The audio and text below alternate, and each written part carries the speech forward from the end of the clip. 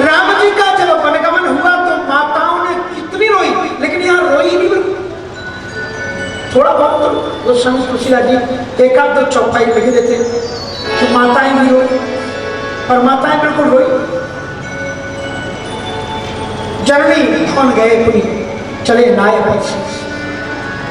जो ही गए माताओं के पास, माताओं ने आशीर्वाद दिया। ऐसे लगता है जैसे माताएं पहले से तैयार थी, का बेटा जाओ। क्यों? क्योंकि एक रहस्य दशरथ जी को मालूम नहीं है, वो माताओं को मालूम है। सुबह मैंने बताया था कि भगवान शंकर जी ज्योतिषी बनकर के आए। तो उन्होंने जब हाथ देखा, अब एक आगम एक आयो, गोस्वामी तुलसीदास जी ने रामचरित मानस में लिखा है। और उन्होंने जब भविष्य वाचन किया है तो माताएं पूछती हैं कि हमारी बहू कैसे होगी। अभी बच्चा पालने में झूले, माताएं पूछती हैं हमारी नूह कैसी होगी। पंजाबी माताएं कहती है ना बहू को। तो माताओं ने भी पूछा कि हमारे बच्चों की शादी कब होगी। से वो मुस्कुराए, शीय विवाह कहूं कौशिक। कहा जब महर्षि विश्वामित्र जी आ जाए तो समझ लेना आपके चारों पुत्रों के विवाह की बेला है। इसलिए माताएं तो पहले से तैयार थी, विश्वामित्र जी की आगमन की प्रतीक्षा करें। और जिन्हीं विश्वामित्र जी आए, ज्योतिषी जी के वचन याद आ गया। कहा अब तो हमारे बेटों के विवाह का अवसर आ गया। कहा बेटा जल्दी जाओ। इसलिए एक माता वहां पर हुई, जननी भवन गए अपनी चले नाय पक्ष। विश्वामित्र श्याम गौर श्याम गौर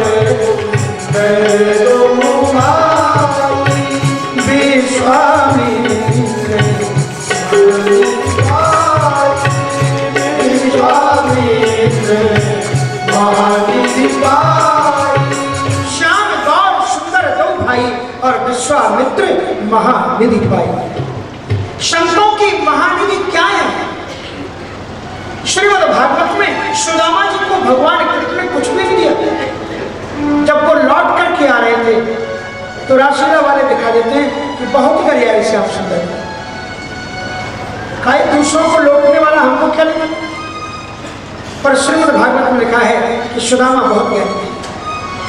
वे भगवान को साधु मानते थे।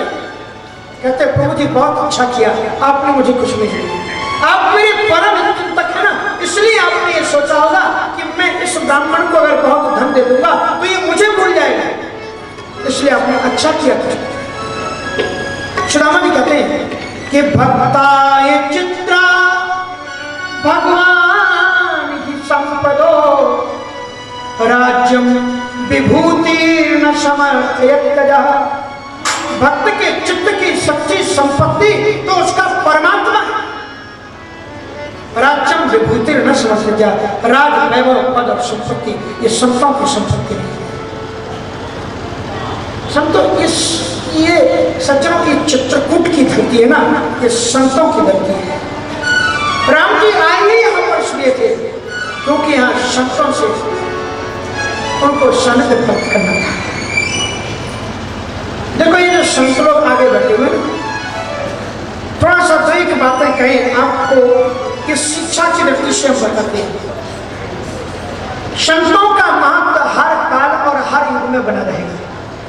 कितना भी लोग उनको लांछन लगाए, कोई आतंकवादी घोषित करे या चाहे कुछ करे, संतों के बिना ये धरती टिक नहीं सकती। भगवान श्री राम जी उनके चरणों में नमन करते।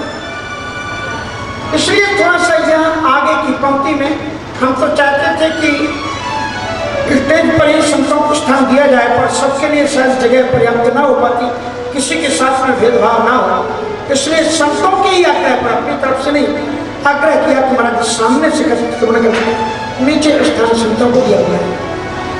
और संतों से बढ़कर के राम कथा का वाचक भी कोई नहीं होता और श्रोता भी कोई नहीं होता। पर दो एक चीजों को आप ध्यान रखें कि संतों को जो स्थान दिया गया है